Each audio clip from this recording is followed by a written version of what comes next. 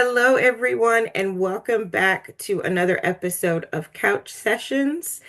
I am Nat, your host, and I am very excited to be back. And I'm super excited for the guest that I have on the show today.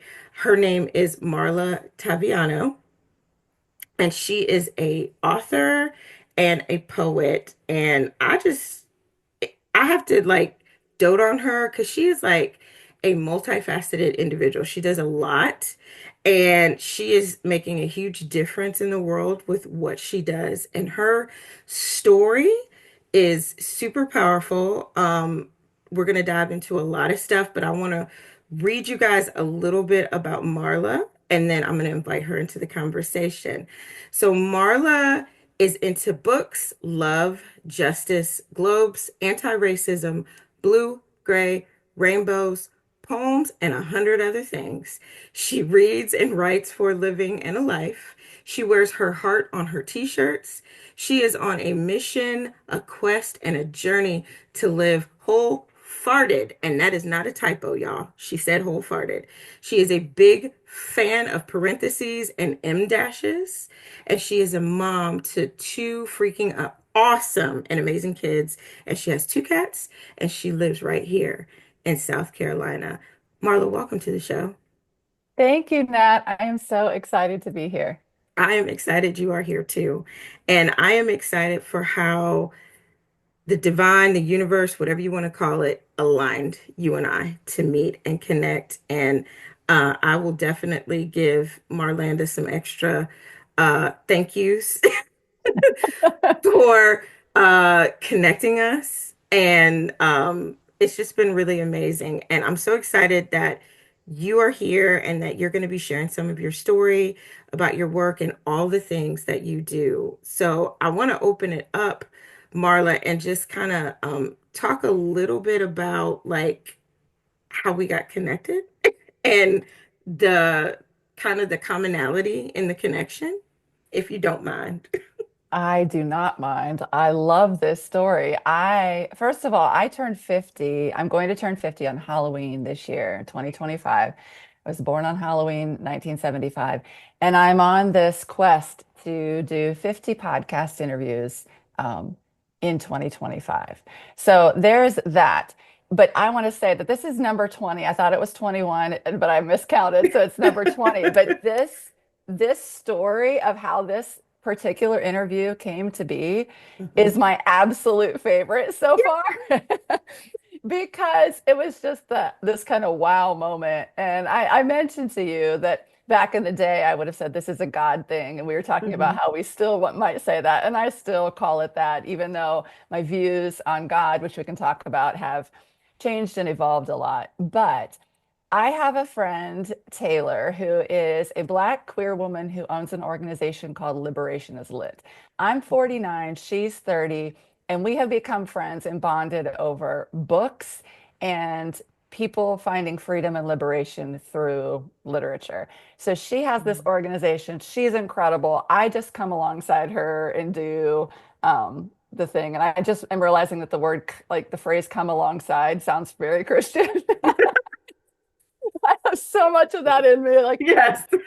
oh, you know. Yes. Um, so I lived in Ohio for 39 years, Cambodia for 5 years, and Mhm. now South Carolina for 5 years. So just like you, I am a transplant here to South Yes. Carolina, and Taylor has lived here her whole life. So um, a big thing in my life in the past few years has been following Black women, and meeting Taylor just felt like a complete God thing where I just Mm. tag along with her or whatever she's doing. So, all that to say that I have done a lot of different events and things with her.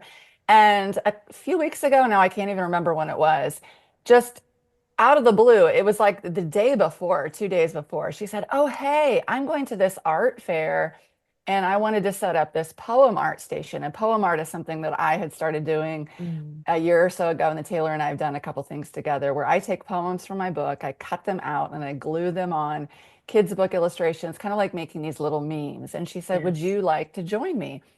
And obviously, I would like to join her at this poem art station. And so I guess it was this art fair where people were demonstrating their art. So we get there, we set up the station. And to be honest, I don't remember if anyone actually came and sat with us. It was me and Taylor and her assistant Haley, and we just sat there, had so much fun cutting up magazines, making poems. People would stop and talk, but I don't think anyone really sat down and made this poem art with us. Mm, But to our left, and I also didn't get around to the different stations, which I wanted to do, but I mostly was just sitting there. To our left, there was a woman named Marlanda, and I can't remember now if found out that her name was Marlanda before I went over and talked to her or whatever. But that was the first thing. I was like, okay, Marlanda, how amazing is this? yeah. And she's a poet and is making what is essentially poem art because she's having people cut up these strips of poetry and make their own poems and add them to this communal poem. And I'm like, okay, oh my goodness. So my whole farted thing, we can talk about that too, but I have a book called What Makes You Fart.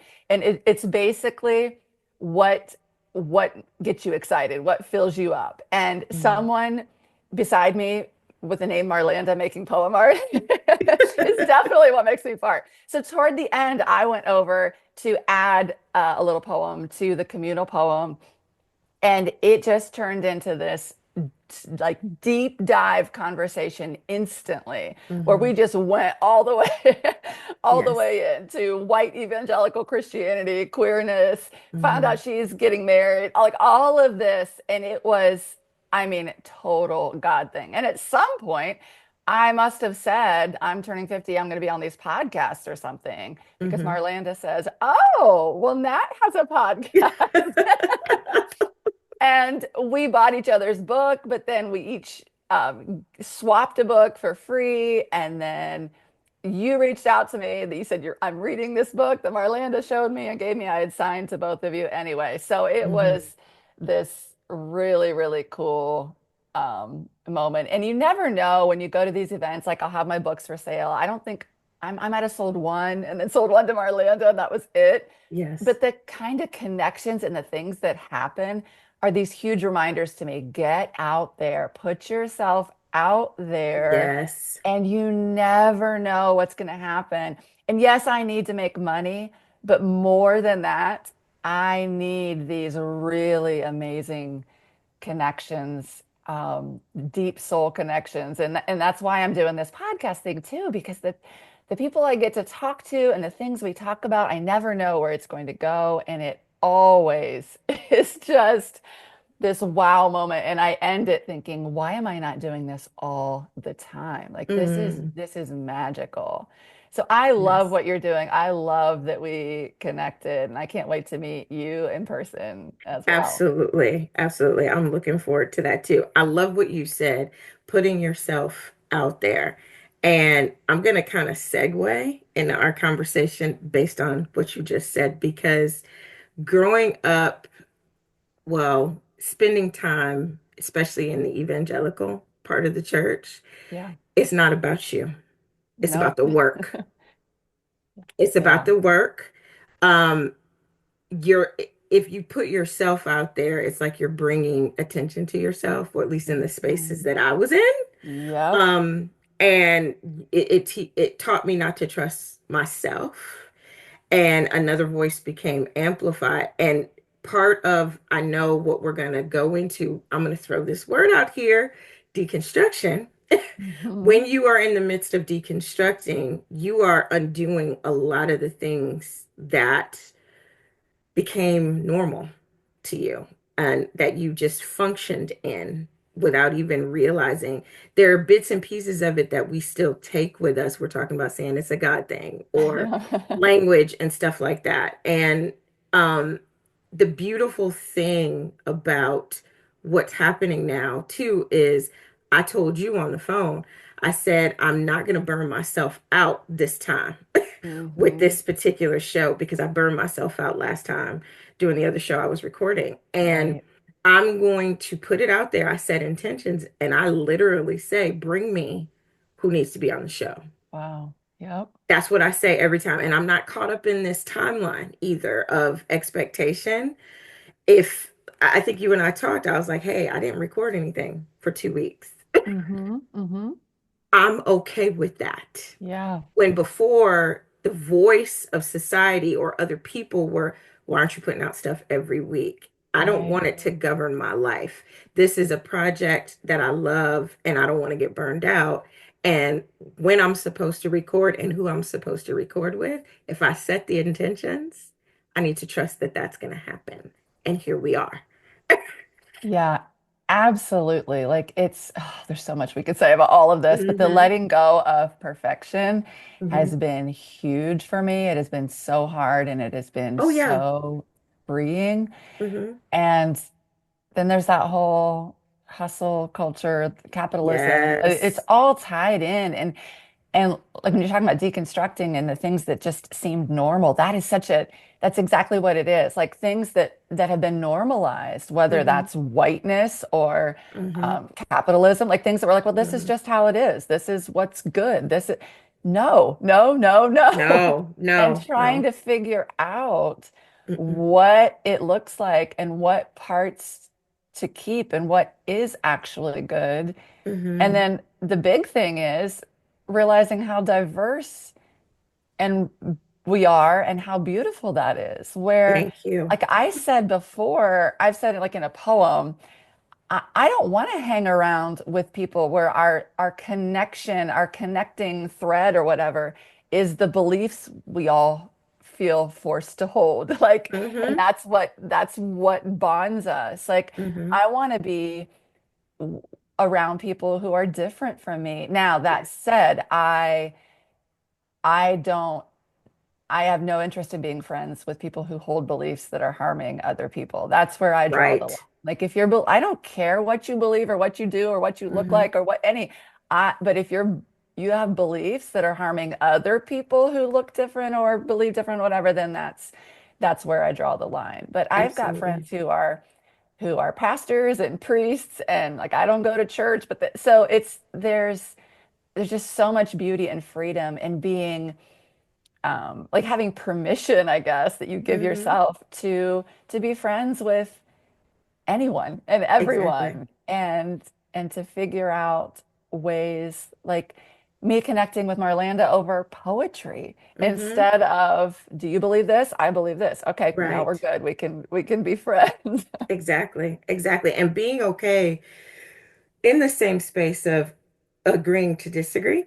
Hmm. I'm going to acknowledge that you are a living, breathing soul on this planet. Okay. And it just so happens to be that our paths are aligning in this life at this time, in this moment.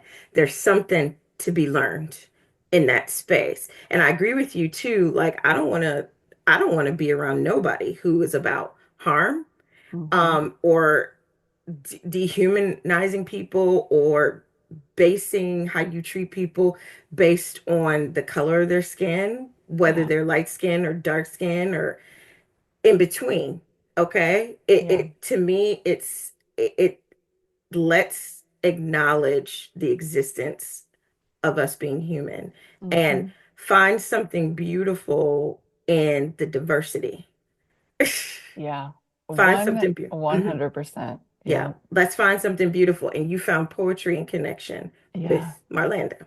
And along those lines too, like what you're saying, and I know exactly what you're saying. And I've heard people or seen people come in and be like, yeah, let's just smooth over everything and just love everybody. And Hmm. and you're not saying let's not dig deep and see the harm that has been done and recognize that. Hmm. This is not about being color blind or about um, pretending that everything has always been fine and is fine Hmm. now, or trying to erase harm and starting over Exactly. without dealing with it. Like, yeah, it's so, um, yeah, it's so deep, so beautiful, and being able to celebrate people for who they are, while Yes. also acknowledging the pain that has Hmm. been inflicted on them, harm that has Hmm. been caused to them, harm that I caused people because of my beliefs, even though I Hmm. thought of myself as a kind, loving person who cared about people, and I was, and I Hmm. am. But you can be a nice person and hold toxic beliefs that Yes. you don't. even see are harming people. Yes, So, I yeah. agree with you. And we have that in common because we both spent a lot of time in ministry. Yeah, And we did. we spent a lot of time. We were like award-winning Yes, yes. ministry people. We were climbing the church corporate ladder, man. We were climbing it. Woo! We were Yeah. soaring. And Yeah. I don't know about you, but I will speak for myself, Marla, in the sense of I don't regret that part of my journey because there are beautiful things that I learned along the way. Okay. But Yeah. there are also things that I learned that were camouflaged as love and they were Mm-hmm. not. Mm-hmm. Anybody that can look at somebody and tell them they're going to hell, anybody that can look at somebody and say, if you don't change your life, you're going to be cursed. Yeah. Any Or kind of even, language like that. yeah, or change who you are. Like Hmm. that's like I read in the book, my sister disowned me and she told me that sometimes love feels like hate, Marla. And she was referring Mm-mm. to if someone is gay, telling them that they're going to hell is the most loving thing you can do because you've saved them from hell. And I'm Hmm. like, no, this is not, we're not doing this. This is No. not how it's going to be. And a friend of mine who actually had me on her podcast, she's a therapist in Australia, Hmm. and she just put this thing on Instagram yesterday and laid it out in this amazing way. And comparing the God of the Bible to a narcissist and saying Hmm. how a narcissist wants worship no matter what and wants to do like I can't remember all the brilliant stuff she laid out, but then it making sense Hmm. why Christians would say sometimes love feels like hate Hmm. because the God that says he is love is sending gay people to hell. So that I don't know, it's just this whole big circle where you have to make everything fit. Hmm. So the casualties along the way are anyone that doesn't fit into that strict box of who's in and who God can love. I don't know. It's a whole mess. I mean, it's been hard to detangle that, to deconstruct, to decolonize my beliefs, like so many D words Yeah. Yeah. that Yeah. I've had to do. Yeah. And it's a process. It takes a while. And you feel like, excuse my French, but you feel like you're gonna lose your shit in the Yeah. beginning. Oh yeah. I still feel that way sometimes. It's Yeah. different now. It's better. Like It's on the other better. side, it Yes. is. Yeah. Yeah, the But farther yeah. you get away, the more time away, it starts to get better and easier. But when you identify with every single bit of that, and that was your life, and we were ones that we wanted to live it, breathe it. We didn't want to be half in and half out. We Mm-mm. wanted to be all in. And so we just took the plunge and dived in. And we considered it like our family. That Yeah. was our whole, it was just how we navigate it. And then when you start to wake up, it's like, oh, and then all of that goes away. I'm kind of like checking into the conversation.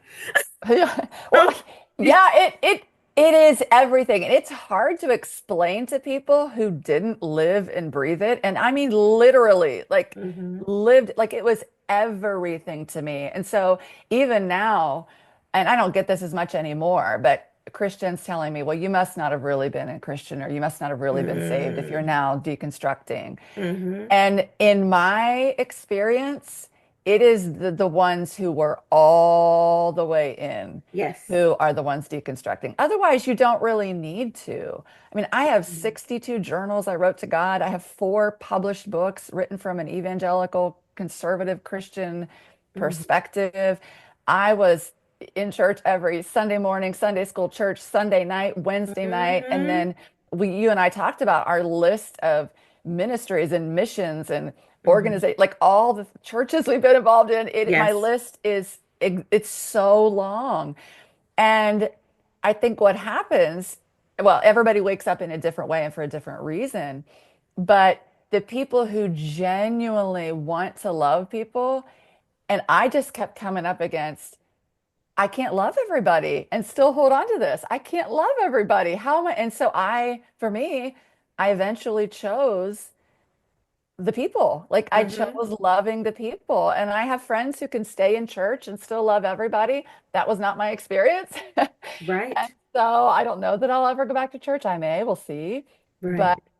this wasn't me being good and then deciding I wanted to be bad. I had people tell me that. A lot of people, there are a lot of lines that people just toss out that are the same tired things. Like, you must have deconstructed. You just wanted to sin. You just wanted to have sex. Here is what I Mm-hmm. tell people very firmly with a smile on my face. Listen, I was a virgin when I got married at age Mm-hmm. 22.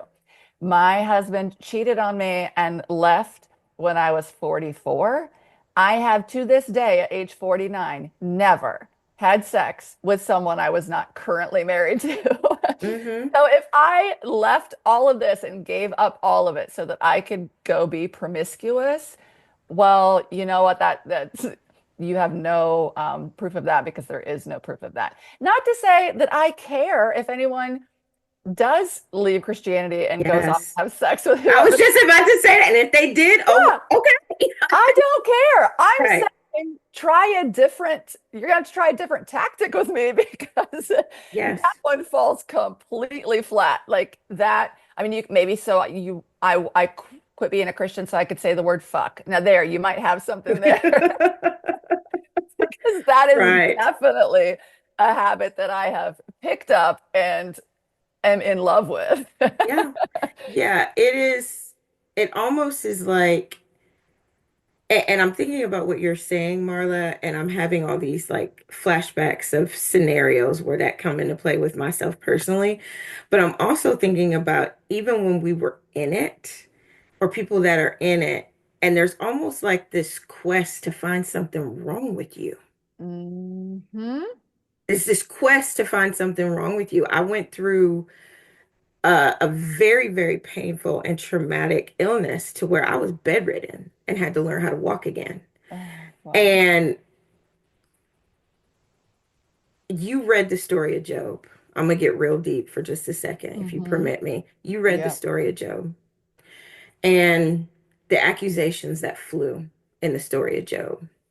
What did you do for all of this to happen to you? Yeah. What did you do? And then when Job wasn't getting healed fast enough, what did his wife say? Why don't you just curse God and die? Hmm. Okay. And then his friends, when his healing wasn't Those coming, friends. yep. When his healing, they showed up for him in the beginning, right? Yeah. Showed up for him, wept from afar when they seen him, the condition that he was in, Hmm. right? But when the healing wasn't coming fast enough, then what happened? The accusations started to fly Yeah. because they wanted it done on their time, Hmm. right? And so I was, I remember being bedridden and rereading that story. Oh, And wow. some of the same things that I read in that story were I was experiencing. Oh. And pretty much abandoned by the church that I was in and accused of people being in my presence and starting to have symptoms, like accusations that were Oh like my God. insane flying. Like, don't go around her. Somebody left there and they had to go to the hospital. When really the person who was starting that lie, the person went to the hospital for something that didn't have nothing to do with me. Okay. But it was just like I have to find something wrong with you because the manifestation of the healing that you're praying for is not happening on my time. So there's got to be Hmm. something you're doing. Yep. There's got to be something you're doing or something that you haven't renounced in your past life. Yeah.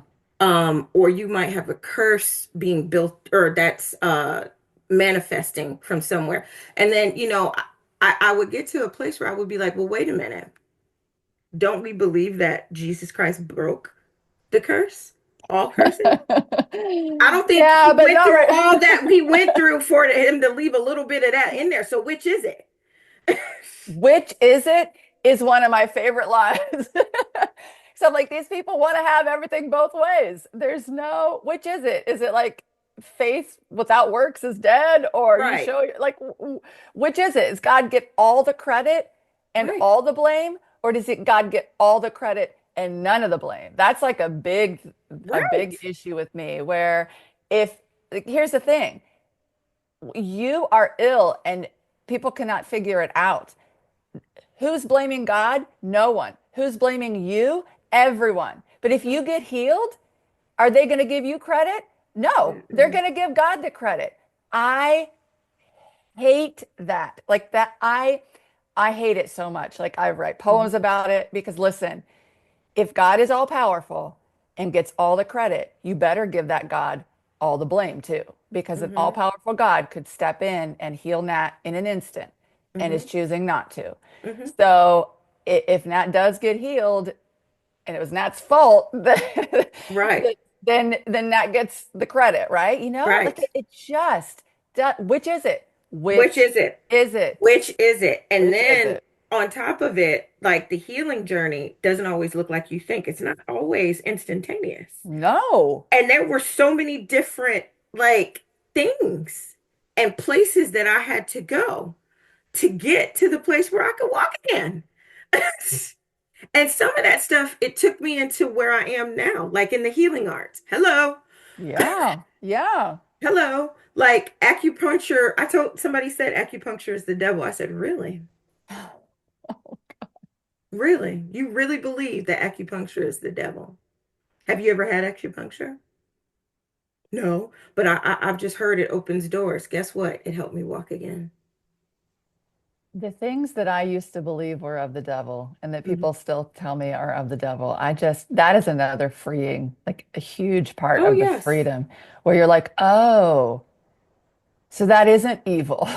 Right. That's just a thing. Or even the whole, I mean, this gets into the decolonizing part where you're realizing that this is also a Western Eastern kind of thing Yes. where anything Western is fine and anything Eastern is evil. And Yes. then you're realizing, oh, people from Europe came over here and destroyed this and enslaved Yes. people. Like, wait a minute, maybe the Western things are the ones that aren't so great. So that whole paradigm shift Yes. of that and realizing the things that are natural. I Hmm. don't know, man, it's a lot. It's a lot and it's bizarre. And but I want to come back because I could we could go we'd have to do two or three or four We more could do episodes on so that. many rabbit trails. On that, but I want to come back to you telling your deconstruction journey through poetry. That's powerful, Marla. That's powerful. And I will admit, like, when Marlanda told me about you, and then I got the book, and I had even like sent you a video of one of the ones I was reading. And I was like, this right here. There's so much. And this, I don't even remember how many sentences it was. It wasn't even that many. And it was enough for me to go, I get that. Mm. I get that. Tell me the story of how you started to tell it through poetry. Okay, I get this question a lot, and I'm not sure that my answer is ever the same because the truest answer for me in this moment is I cannot remember. I cannot pinpoint it exactly. The little pieces of it will come to me. Mm-hmm. This is also, I don't know if this is my age, if this is trauma, if this is whatever, but a lot of times my memory is like, whew, like I just recently told someone that for a long time I was saying that when my husband left unexpectedly, it was completely out of the blue. We had never Mm-hmm. mentioned divorce. We hadn't.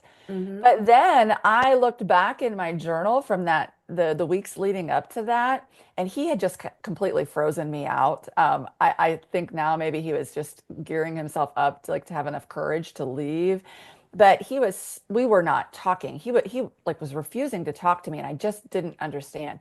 But two different times in my journal, I had written, are we getting divorced? I had no recollection of that. Like in my mind, that thought had never occurred to me. Anyway, all that to say, I am not exactly sure, but what I do know is that I had been writing um, for years and years and years. So I have four published books in 2006, 7, 8, and 9 from the very Christian perspective about marriage, sex, motherhood, pregnancy, that kind of stuff.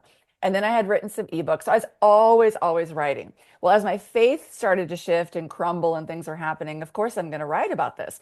So I tried for years to write about this from maybe 2009 on. Mm-hmm. Now we're all the way up to 2020, and I thought that things were stable-ish. Like, of course, we had just moved back to the States. We're in the middle of a pandemic. We're in a new state, all of this. But Yes. I thought, okay, now my husband has a job. I can kind of work a little bit less, really dive into this book. Well, then he up and leaves, and I'm Yes. here with these kids in this new state and have to figure out how to support us. So I would have thought that that book would have been tossed to the wayside for a little bit, but it actually wasn't. And that is when it turned into poetry. And I was Mm-hmm. recently rereading a Rob Bell book. The title is Everything is Spiritual because something clicked and I remembered something I had read in that book and I was looking for it. I underline and write in books like all over Me the too. place. So then I got caught up in what I had underlined and written in this book.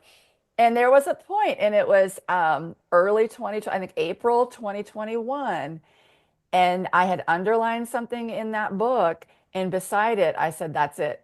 I'm turning this into poetry." Like, so I Mm-hmm. maybe that's where it clicked, and that's what happened. I don't know, but I think it was a combination of I was trying so hard to tell this story, but my faith was shifting so fast I couldn't keep Yes. up with my own story, and Mm. when I'm letting go of perfectionism, like I'm wanting to tell every little bit of this, explain every little thing, justify everything.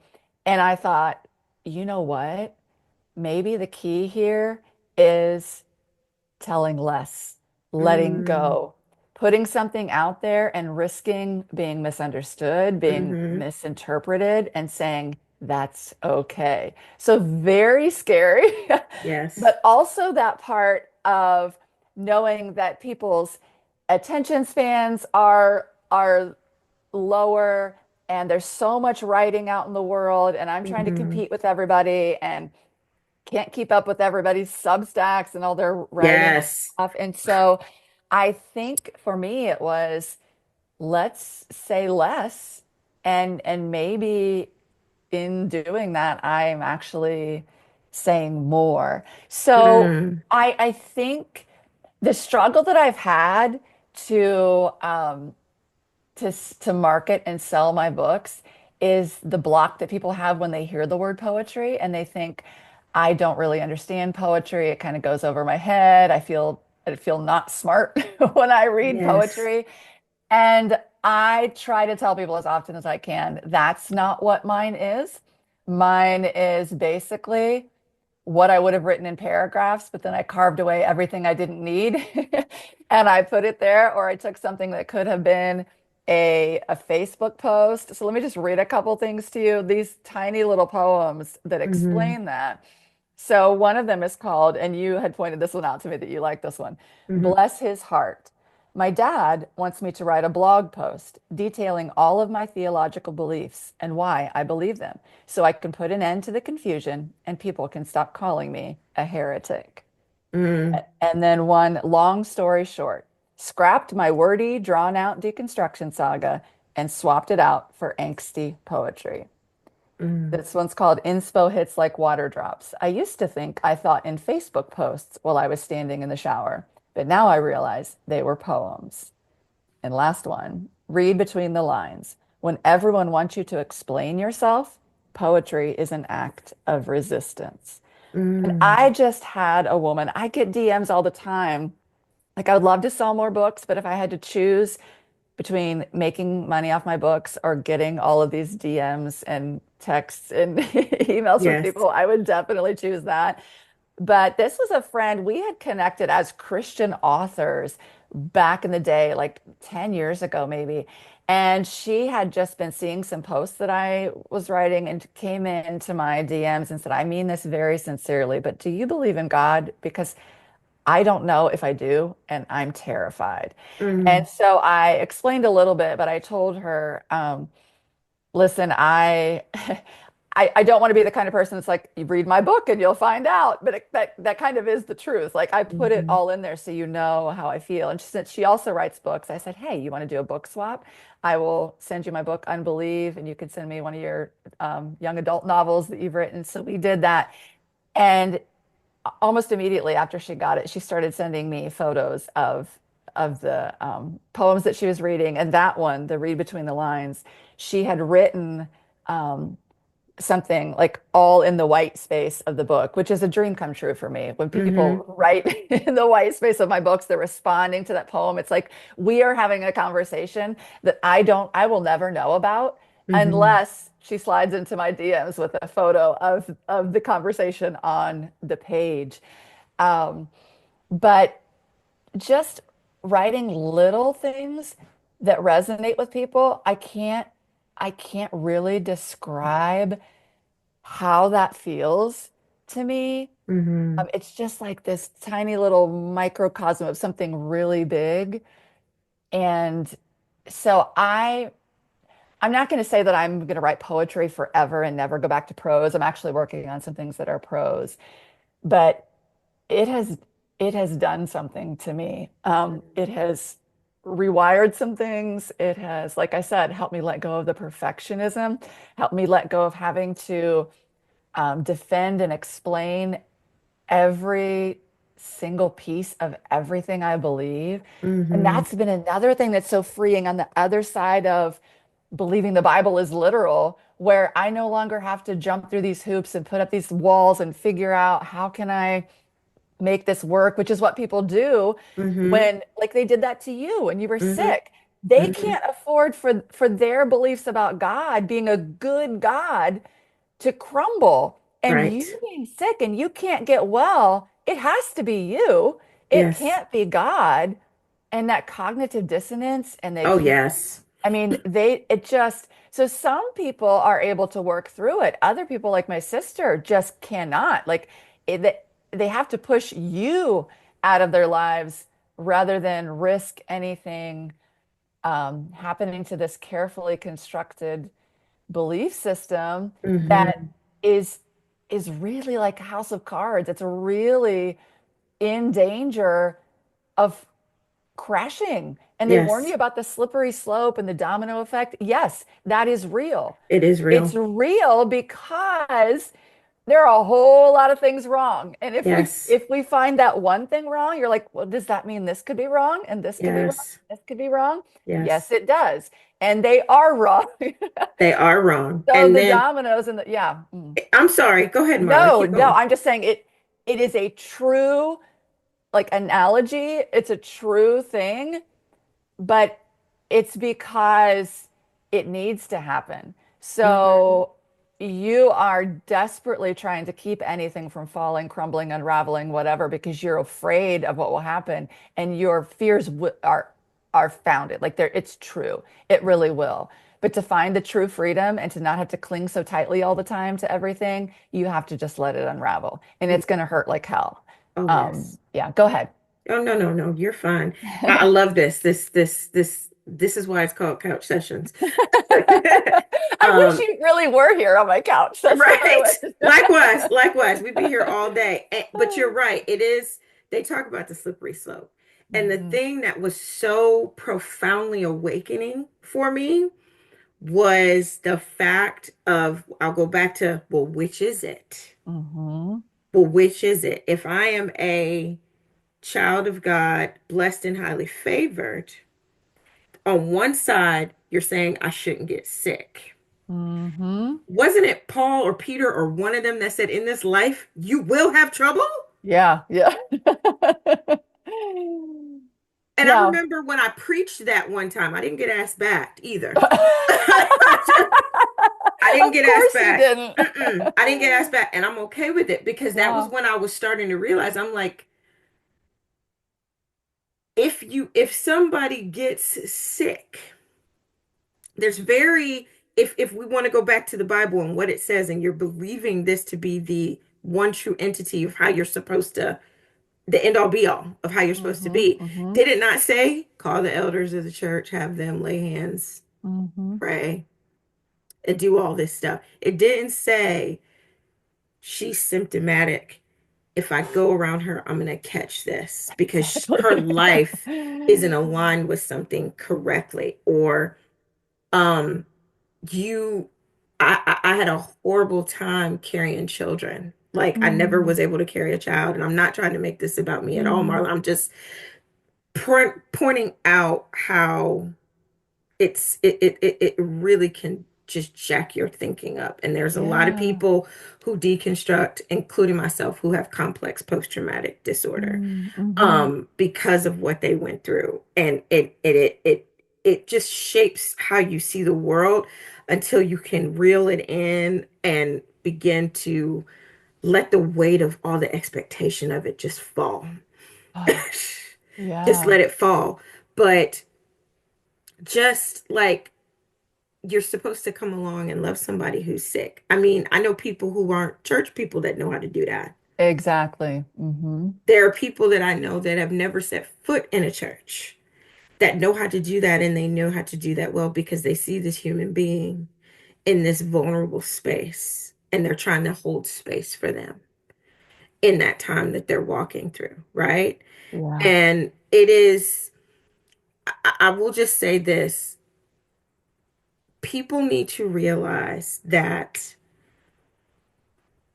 it is something teaching you how to be judgmental. Hmm.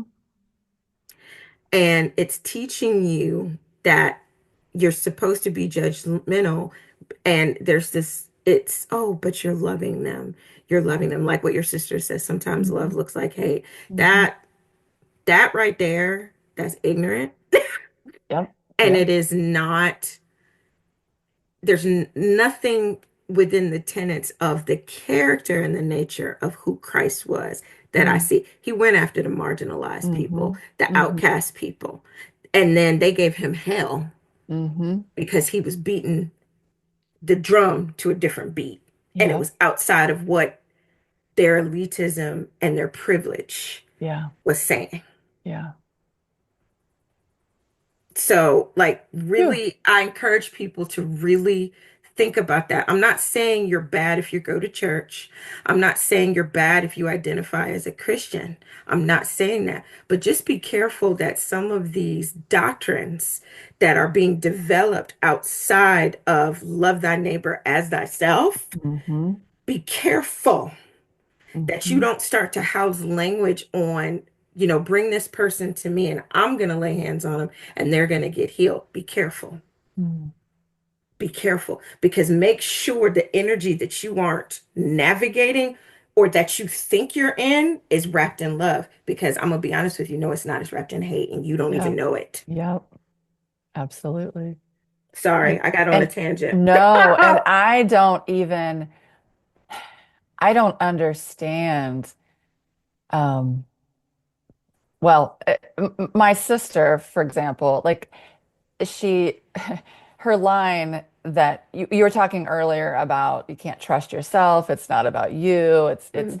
and then we say we trust God. Well, I have poems about this voice inside my head. How in the hell am I supposed to know if it's my own sinful voice or the Holy Mhm. Spirit? Like, how am I going to tell the difference? Well, then you listen to a pastor or your husband or whatever. Yes. And my sister's, her line is always Christ in him crucified. Like she's gone even more extreme lately, but to this like nothing matters but Christ in him crucified. Like that's her line. I think it comes from somewhere, something. Hmm. But even to the point of ignoring Jesus's life and ministry on earth.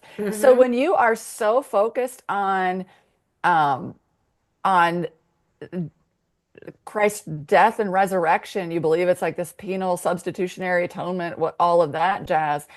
You you ignore all of the subversive things that he did, like the Hmm. stories that we have. If you believe those are true, if you believe Jesus was real and those stories are true and all of those things, then he is loving people that everyone else said you shouldn't love them. He's Exactly. breaking rules that everybody said those are the rules. He cares about women and Hmm. children, like all of these things. And Hmm. I just see people ignoring that. And that's what I don't get. The ones Hmm. that are claiming to be so strongly Christian and believing the Bible is literal, ignoring that whole thing, or like people who just take these things from Paul and things that Paul might have said about homosexuality or Paul said about this and Mm-hmm. ignoring Jesus. But then you've got Paul saying things that contradict each other. The Bible Yes. is not consistent. So No. that whole like what people want to have the prosperity gospel and they can pick verses out of the Bible to fit that to Mm-hmm. support that. But then like you said, you there are verses that say in this world you will have trouble or you will be sick or this. Yeah. These are different people writing different things in different situations to different groups of listeners in a Mm-hmm. culture 2000 years ago on the other side of the world. Mm-hmm. Like, and we are taking the bits and pieces and making them fit our agendas. We're, Exactly. that's why there are thousands of denominations Mm-hmm. because it's what's my agenda? What do I want? And how can I take these words from the Bible and pick and choose? And I hate it when people tell me, oh, I don't Yes. cherry pick the Bible. Hell yes, you do. Yes, you Like, do. there's Yes, you no do. Because if way, it's, no yeah, way. no, you do cherry pick Yeah. because you're going to take the things that you want out of it that are going to support your agenda. Yeah. I've watched this happen from Oh. pulpits when it Hmm. comes to the whole tithing thing. I watched this happen. Oh, yeah. I've watched this happen. And mind you, when you and I were having the conversation, going from the evangelical side, like almost like that fundamental Christianity, and then Hmm. traveling over into the Pentecostal charismatic side Hmm. of the Christianity, where you get into the gifts of the Holy Spirit, speaking in Hmm. tongues, and all that stuff. I would see some big name pastors, okay, some within this state and big churches. Take that word and manipulate people into believing if they don't give 10% of their income, they're going to be under a curse. I've heard Hmm. it. I've I heard it heard it so in many times. Cambodia. Like I Mhm. also went did the same thing, evangelical church, and then this very um, Pentecostal, I don't even know what it's called. Ironically, the church was called Freedom, which was a joke because it was not freedom. Right. But these are Cambodians, many of them teenagers and young adults who are making, I am not exaggerating, $150 a month or Hmm. less, Hmm. and being handed these envelopes that where you had to write your salary and write like what 10% of that was and Hmm. committing, I will give this amount to this church. Meanwhile, the pastor who is from a country in Europe and said from the pulpit once that his house had finally sold in this country and he was so grateful to God or whatever. And it was like for $500,000 was Hmm. this while these young people who are supporting themselves and sometimes their families and have $150 and have to give 15 of it minimum to the church. Like, yeah, I Hmm. It so is, much, it's so so much. manipulative. It's so Mhm. manipulative. Mm-mm. I think about it and I won't say who, but this is a very known minister, very well known across the world.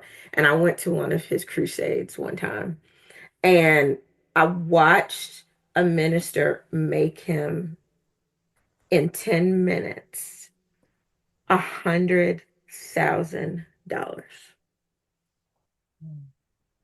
He had 100 people line up and give a certain amount. And there I was this I thing can't. of tell the people when God blesses you. Tell the people if God, when God blesses you for sowing this much seed. And I think it was one of the first things where, because I look back and I realized my deconstruction was starting to happen when I was still in the thick of it. Yeah.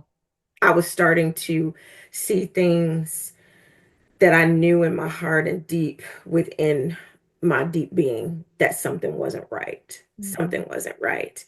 And I watched this happen and the whole premise behind it was giving so they could get a miracle. Yeah. And they're giving to the pastor. You can't Hmm. give to God. That's impossible. So either Hmm. you're giving to a pastor, or if the pastor is really actually generous, might give to some kind of other work or people who are poor or Mm-hmm. whatever. But what happens when you don't get your miracle, right? Are they Mm-hmm. going to admit that and come back and say, you cheated me out of this? No, they're going to feel bad. Like they didn't have the faith. They must not have prayed right. They Mm-hmm. must not have done what they needed to do for that $1,000 to work its magic. And then the preacher gets off scot-free. Like Mm-hmm. you can manipulate it all. Yeah, and they prey on the weaknesses of people. Like for me, I wanted to be good. I wanted to love people. And my ex-husband knew that. So there are a lot of things he could do knowing that I would just keep working hard and whatever. I don't know. There's a book I read called Sacred Marriage. It's a little bit off topic, but the idea that the tagline was, "What if God intended marriage to make you holy, not happy?"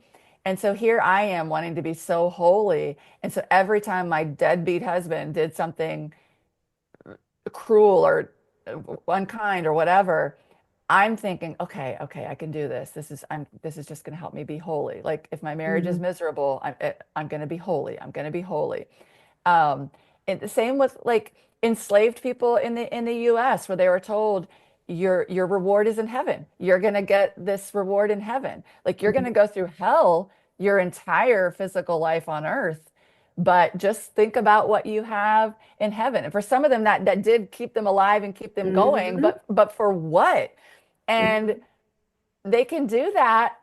They can manipulate you in any way. Make this huge sacrifice of giving this money. It will come back to you tenfold, a hundredfold.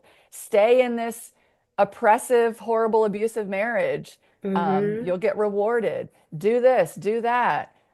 Oh man, it's Mm-hmm. so I just want to Yeah. shake people and wake them up to what what's happening to them, what's being done to them, the gaslighting, the manipulation Mm-hmm.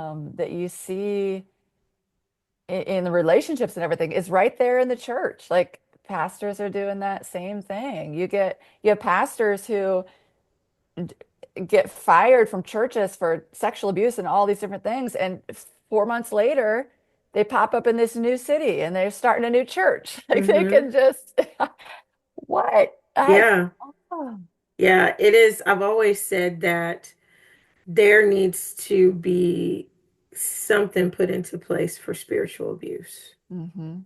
Um, like because it is not only is it can and it comes in many forms, like you were talking about the sexual abuse, but like even the manipulation of like if you don't come to church every Hmm. time the doors are open, something bad's gonna happen to you. Yeah. Hmm. I that's that's an element of control and manipulation that becomes spiritual abuse. I sat in a church like that for about 2 years, and it really I watched families just get torn apart, where the pastor pretty much came between the wife and the husband. It's really, really, really, really very sad. Marla, I'm going to switch gears a little bit. Um, Okay. I'm glad you talked about going into the poems and you didn't care about, people's perception of that. That was very liberating for you. Let's talk about your work and what you're doing as far as justice, the anti-racism, things like that. I want to get into that a little bit.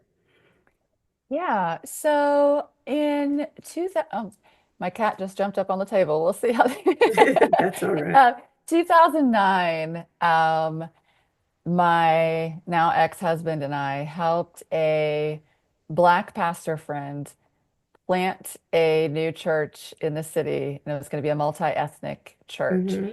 And that was my first wake-up call to really racism and white supremacy and injustice. Like Hmm. before, when you talk about white privilege and being in a white bubble, that was me for my whole life, basically. So we started this, and it was for me. I think it was my heart. I wanted to love people, blah blah blah. Um, but not really understanding what all it meant. I think probably looking back, it was a let's all get along, let's all whatever.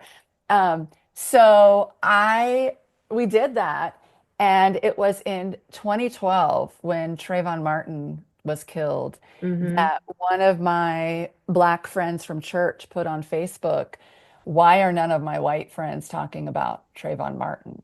Mm-hmm. Okay, well, I had no idea who Trayvon Martin was or what she was talking about. And so I either Googled it, I don't know, I can't remember what I did. Um, that was that was the wake up call of my life. That was the catalyst. And I've written poems about how unfair it is for a mama to lose her baby boy so Mm-hmm. that I could wake up. I mean, I know Yes. that's not the whole, but just that idea, like Mm-hmm. imagine how I would feel as a mother that my child's death is what woke someone up to injustice or whatever. So because I had always been reading so much and always wanted to know things, that started me waking up to the fact that, oh, hold up.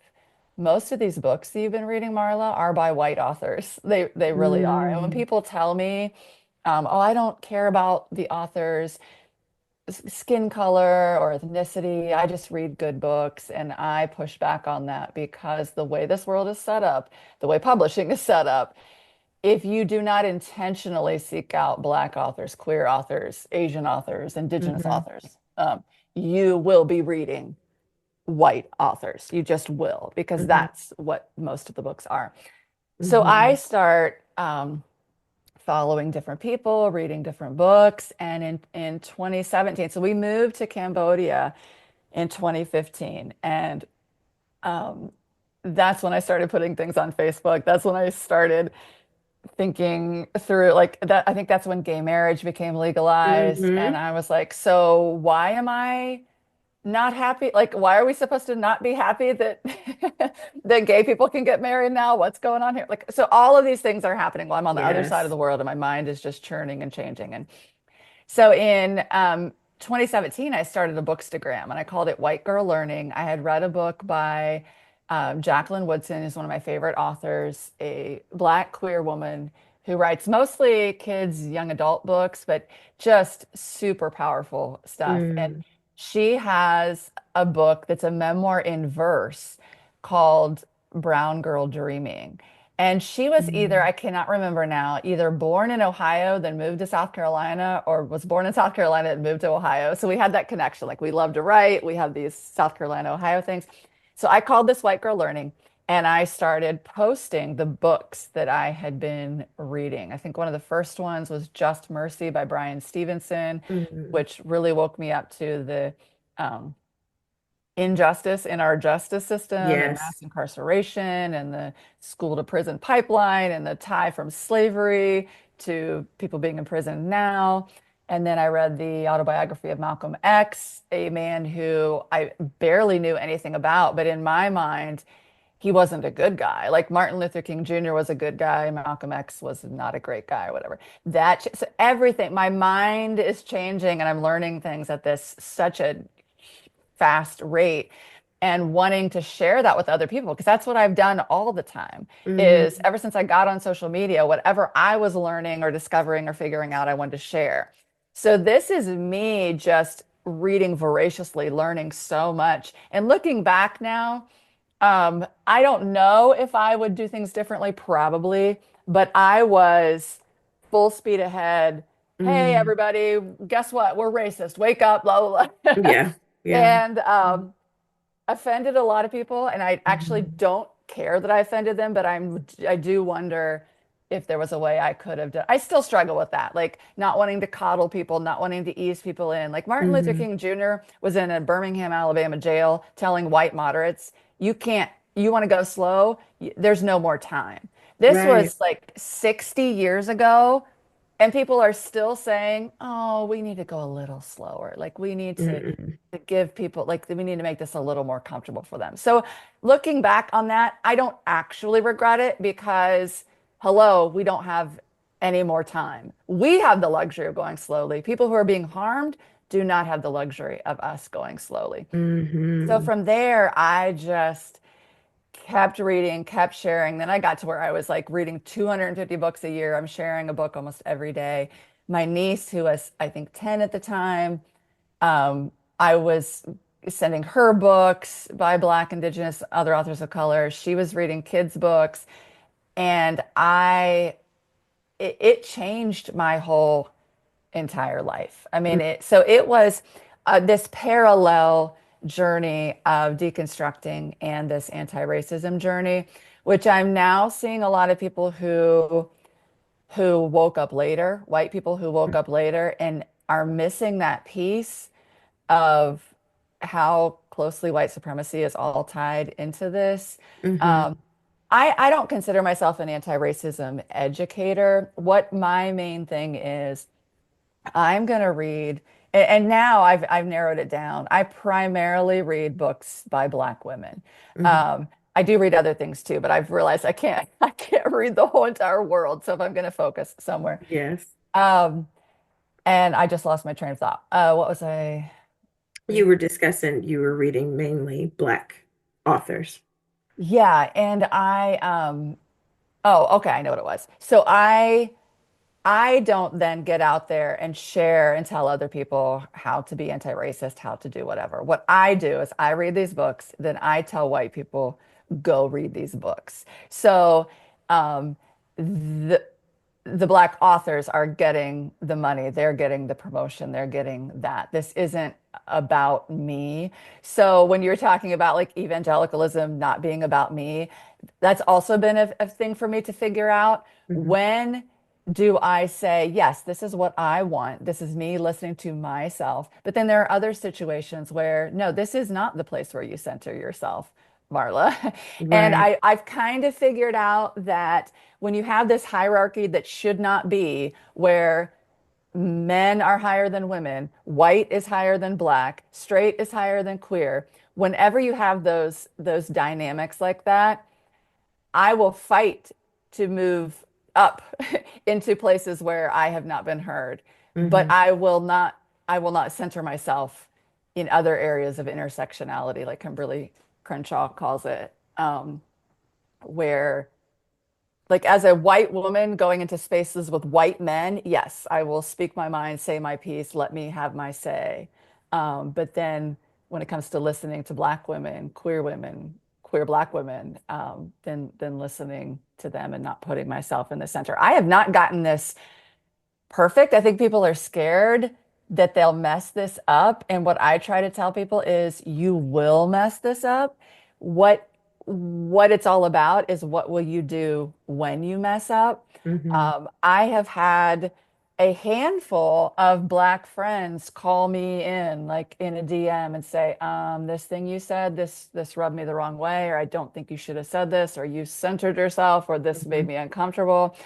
It's I hate it. Like it sucks, but I have said before, I'm also grateful for it. Once the sting goes away and settles Mm-hmm. down, I'm realizing, okay, what this means is this friend believes in me and cares about me and wants to be in relationship with me, and we need to get this settled and figured out and addressed, and then we can still be in relationship.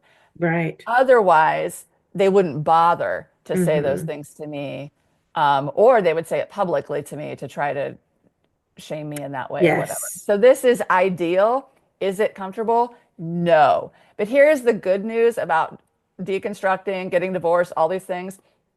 I've lived with a lot of discomfort. Yes. So, and I know that I can get through it.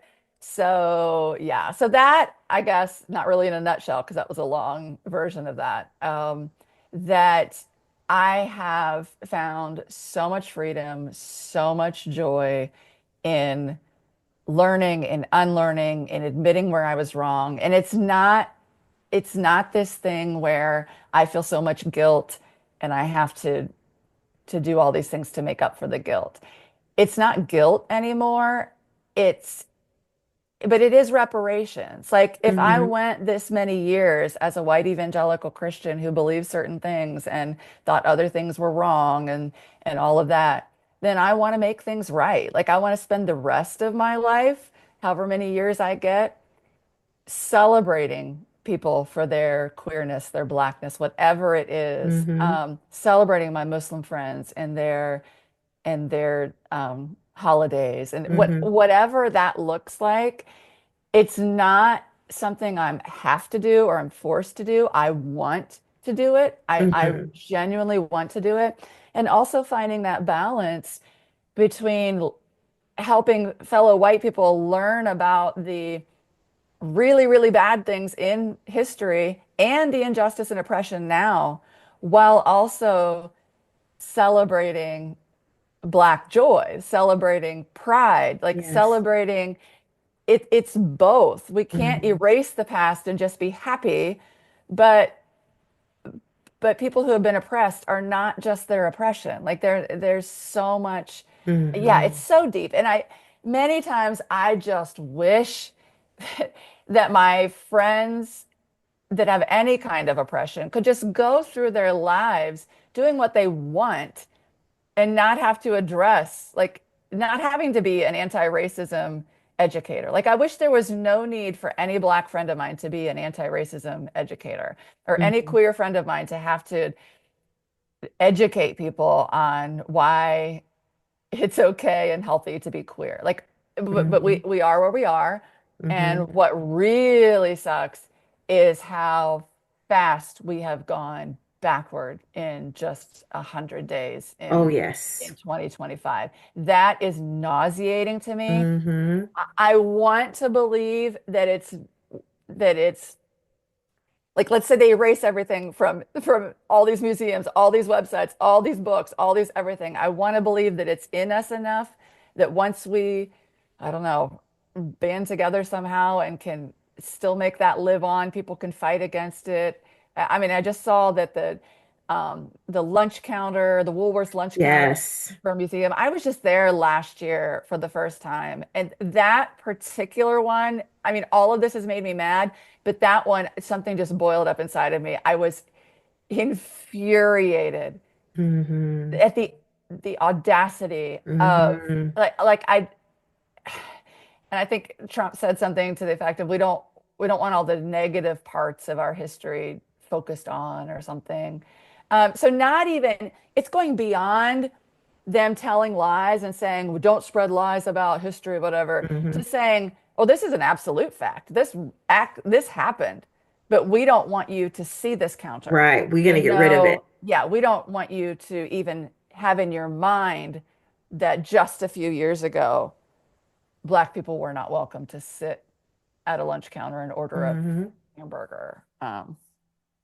Yeah, so Yes.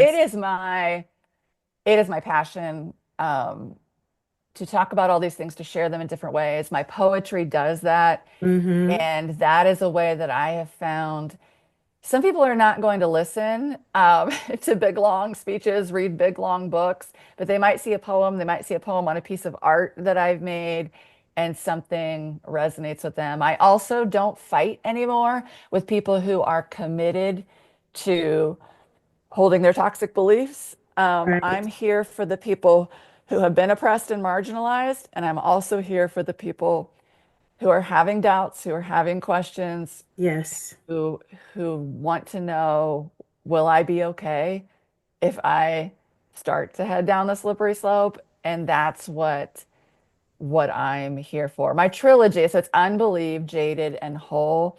And it was going to be two books. It was going to be like the beginning and then the happy ending. And Yes. I realized I had so much bitterness and anger to still get out. So it's not this perfectly wrapped up Right. trilogy, like you might watch at a movie theater or something, but it does follow that arc because my life is not perfect, no.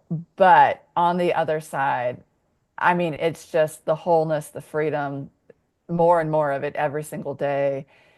So many good that like I'm so happy. I'm so free. Yes. And I want people, I want to be an example where people can see that this is not me trying to sell. Like I write, some of my jobs are for entrepreneurs that are trying to sell you on something, kind of like the pastors who are Mm-hmm. selling you the miracle. And I want people to know, listen, I am not saying go through all this, blah, blah, blah, how I did it on the other side. There you go. You Yes. get this wonderful thing. No, if you read carefully and you read between the lines too, it's hell. And Yes. I'm not promising you any miracles or any 100 times the money that you put into it. Yes. Yes. But it's an intangible um this joy, this peace, this freedom, becoming more Yes. whole, figuring out who I am Yes. without those constraints, and then helping other people do the same. I cannot put a price tag on it. I can't. It's just so, it's beautiful. It is. It's beautiful. It's a lot of turbulence. Mm-hmm. A whole lot of turbulence. Yep. And this is perfect segue into because I was like, well, we can just segue into the final part of the show. Yeah. Um, I love that you said I'm here for people who want to learn more. Become more familiar with anti-racism, and you're like, here, you need to read these, educate Mm-hmm. yourself. Mm-hmm. Yep. Educate yourself. Because that's how you're going to learn and you're going to be able to recognize it based off of what you educate yourself on. But then also the people who are wanting to start the process of figuring out their authentic self and coming out of the religious sector, giving them the reassurance that it's possible. It's not going to be easy, but you're going to come out of this and there's going to be a level of freedom that you're going to have and a level of lightness. I don't know about you, but I started to not feel as heavy. Yes. That was a Yep. big part. Mm-hmm. It was a big part. I started not feeling heavy. And then you get to the space. I mean, you talked about the anger, and I think I still deal with that in the irritation. Oh, me Some too. things Yeah. that trigger you, Yeah. therapy is Mm-hmm. really helping with Mm-hmm. that, Yep. but it's still there. It's still present. It doesn't have as big of a voice as it used to, but it is still Right. there. Right. But being able to get to the space where you're just like, okay, well, that's fine if you want to stay in that space and think what you want to think. Mm-hmm. I'm not going to let what you say take the front seat of my journey. I'm going to Right. go this way. Right. Wish you well. Thank you. Have a nice Yep. day and keep moving because we are conditioned, especially I feel personally in the church, to care what other people think, Mm-hmm. especially if you've been in church leadership. Yep. You start to get so overly concerned about the perceptions of people that you lose sight of yourself. And then, Yeah. I've spent the last few years of just trying to, what do you like, Nat? Uh-huh. What do you like? Do you want the chocolate or do you want the vanilla? Yeah. Yeah. Something as simplistic as that, Yeah. I you hear you. know, Oh man, I hear you. I'm still trying to because figure myself out. you know what I mean? And I think Yeah. we'll continue to do that. But I Hmm. would love for you, as we close up, just take just a couple of minutes to talk to the people who are navigating in the beginning stages of what you are doing as far as deconstruction, your work. What would you encourage them with? I am always honest, like we just talked about. I never tell anyone, hey, go ahead and deconstruct. It's going to be easy. You're Mm, going to be fine. It's going to be great. You won't lose anything. You'll mm, be better off. Um, because that is not true. When no. my ex-husband left, I had a couple people tell me, you're going to be so much better off without him. And some part of me knew that. Plus, also, Mm, it was hell. mm-hmm, There were so many nights of crying, insomnia. I mm-hmm, can't move. I can't breathe. What am I like over like so much trauma, all of this. Like, and I never tell people that it's going to be easy. But Mhm. I do say you really will be more free, more Mhm. whole, more happy, more at peace with yourself um, on the other side. And what it usually requires for people to start that deconstruction is there's so much discomfort where they are that Mhm. they are ready to look for a change or some kind of relief, right? And that happens with us in all kinds of situations. Like, Mhm. you don't go to the, you hate to go to the dentist, and so you avoid it at all costs until the pain is so bad in your mouth that you're like, okay, I guess I will go to the dentist because it might be less painful than what's happening right now. So Mhm. people have to, there has to be a catalyst or an event or some things waking up to things where they're even ready to start that exploration. And I I am so grateful to have written these books because I really believe in in the power of someone else's story that might be different from yours in a lot of ways, but the similarities and the resonance and the things that you relate to, like you and I, we're two Mhm. totally different people, but you've said how many of the poems spoke to you in Mhm. some way. And so I would encourage people to read my book, Unbelieve, because that's where it starts. Like you see my doubts, you see what happens. And also the pain, the things Mhm. that were really hard and really sucked. And it's not just me that's going through this. There are thousands of us. I've had people tell me, I don't know anyone in my life who understands this, who is going through this. I was lucky because I started talking about it pretty boldly and openly from the beginning, which attracted a lot of other people to me who are also going through it. So I literally know hundreds of people who are deconstructing, have deconstructed. And if you don't know anyone, that can be really, really hard. Mhm. Um, so if reading is not your thing, then finding documentaries or looking on people's Instagram, whatever it is, or trying to seek out an in-person group in your area or people that are going through it. That's, I think the human nature of it is we need to see that someone survived it and Yes. hopefully is not just surviving, but is thriving. Mhm. And so, in many ways, it's just my life that can be an example to someone. But this is, like I said, it's not a happy story. I mean, do you want your sister to disown you? Do you want your husband to cheat on you and leave? That was not related to my deconstruction. But um, do you want to lose your church family? Do you like all of these things? If it's not worth it to you, I can't convince you.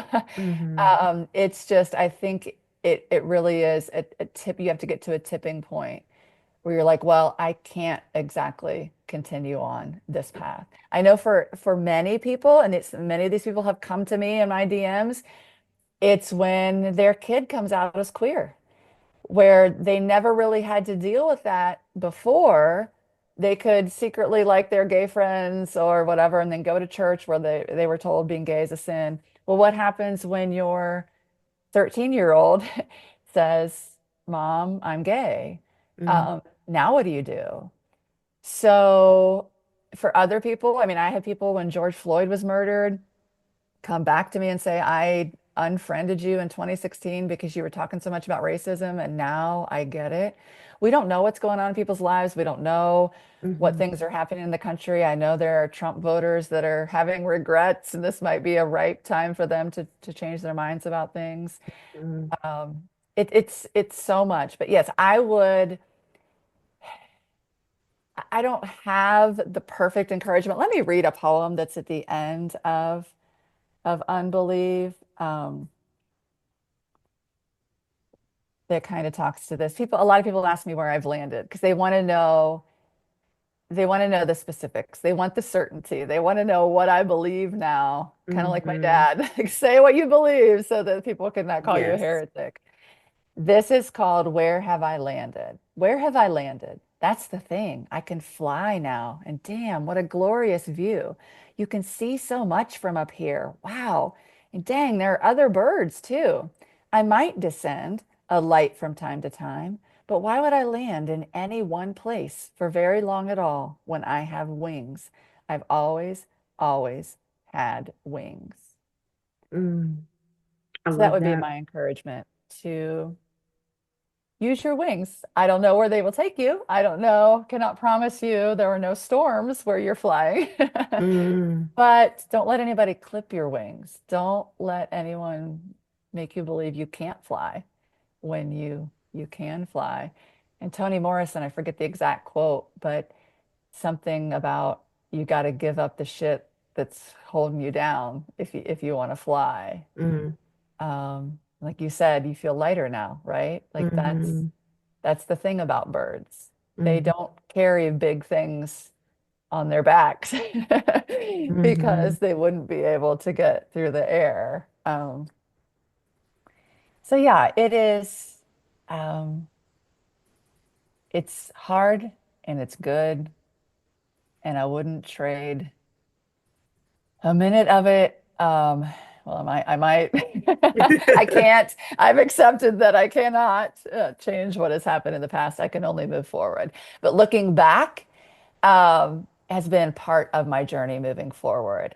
I'm not someone who believes we can just wipe it all clean, start with a clean slate, move forward without dealing with what has been buried deep inside Yes. and healing that. And how long we focus on the past, that's up to the individual person. And sometimes I make up these fake percentages, like I am going to focus 70% on moving forward and 30% in the past. But really what it is it's more like a let me be 60% present, 30% forward, 10% past, whatever it is, where I want to be here now. I want to look ahead, but I know that so many keys to my future are back there in the past. And if I can undo, unlearn, unlock things that will help me move forward and help other people move forward too.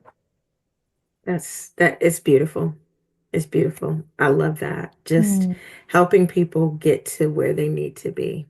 Um, and I love what you said, and I was thinking to myself, the power to transform, the power to have different experiences, it's in us. Hmm. It's already there. It's in us. We just have to take the step and do it. And it's hard at first, but eventually you do fly. Eventually you do. Marla, I have enjoyed you.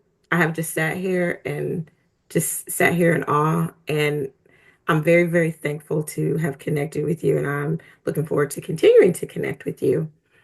And for those of you listening to the show, I am going to put every single last one of the places on social media you can find Marla, where you can stay close to her work, her books, the things that she's working on and planning to work on, and everything else beyond that.